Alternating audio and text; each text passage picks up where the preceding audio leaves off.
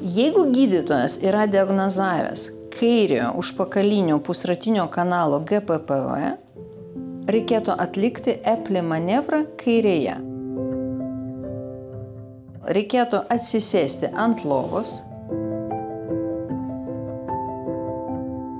pasukti galvą 45 laipsnių kampu į kairę ir atsigulti su atlošta galva.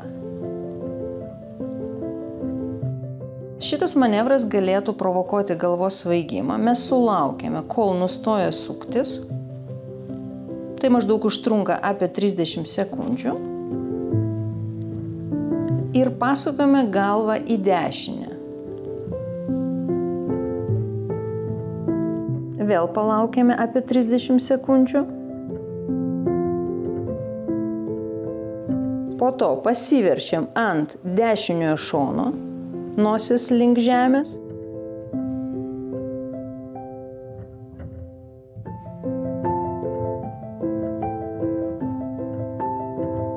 Ir atsisėdame iš šitos pozicijos.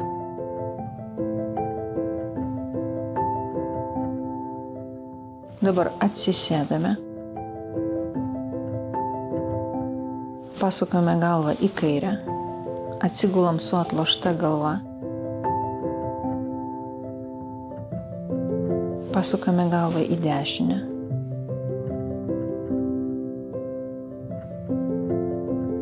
Pasiverčiam ant dešiniojo šono.